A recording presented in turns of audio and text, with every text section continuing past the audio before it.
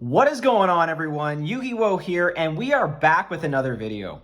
Today we are going to be looking at a new normal summon strategy for the Mikankguu deck that can facilitate level 9 synchro plays and allow us to dodge Ash and Droll. Now, that sounds all great, and before we get into it, I have to give a huge shout out to our community members page.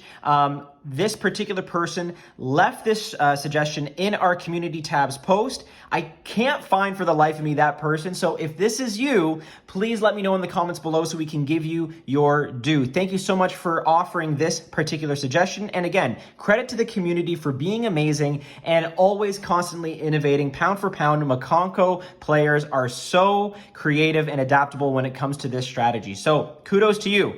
Also, want to give a huge shout out to another community member by the name of Taco, T-A-C-O, who is not only a Mikankguu member, but also a fantastic sort of theory crafter. Him and I are also like test partners. We do a lot of discussions and, behind the scenes, talking about decks, talking about different sort of strategies that we can run in Mikankguu.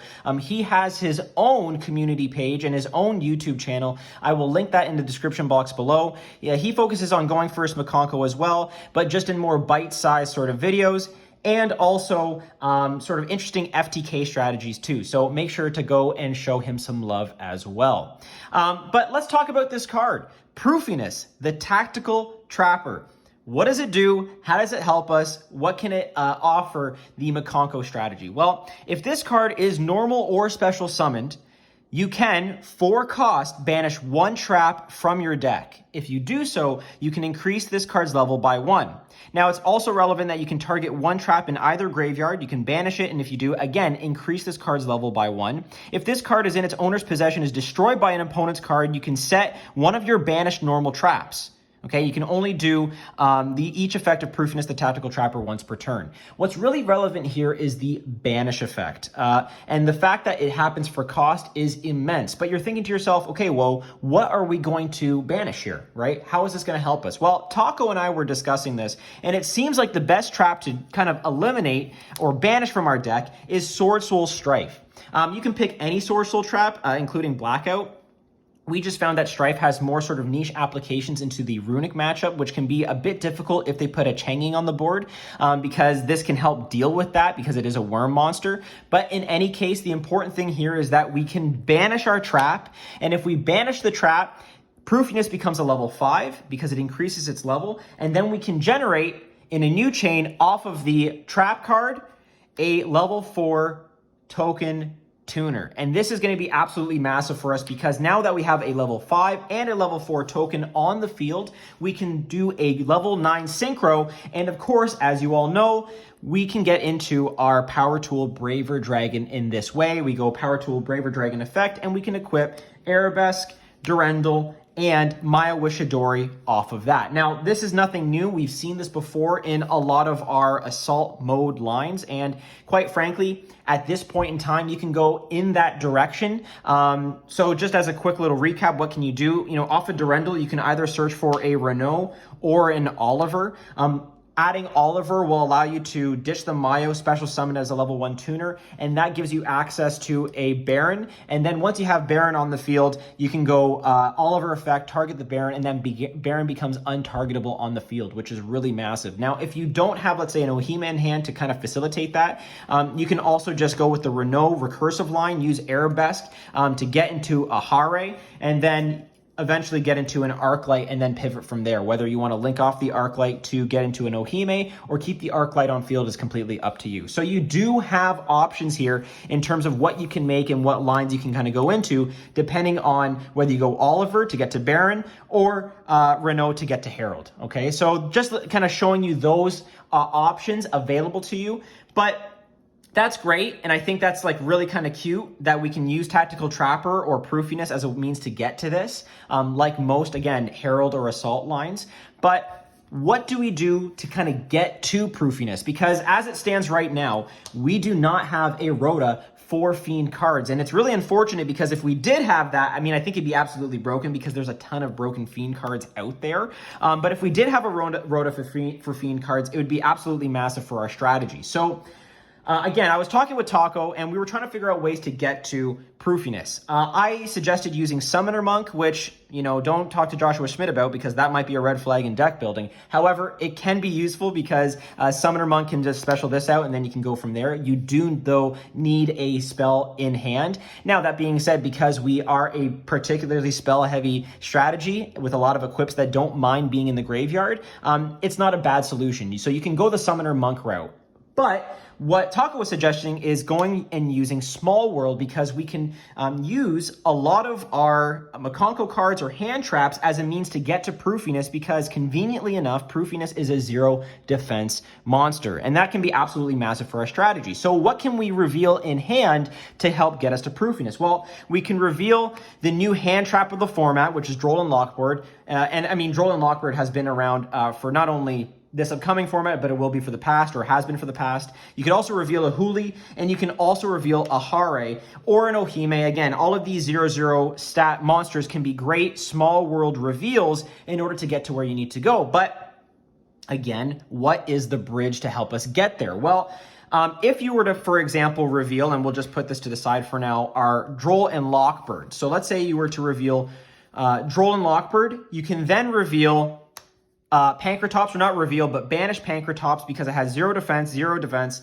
and that can allow us to get into our Proofiness line here, right? So that's not too bad if you want to kind of reveal and get to Proofiness that way. You can also, if you want, reveal Hare, okay? Now, if you want to reveal the Hare is a fire. You can use Lava Golem as a fire. And because Lava Golem is a fiend, that can get you to Proofiness as well because it itself is also a fiend. So there's a couple different strategies that you can get with here. And what I'm trying to, I guess, offer the community at this point is an opening or an opportunity to innovate.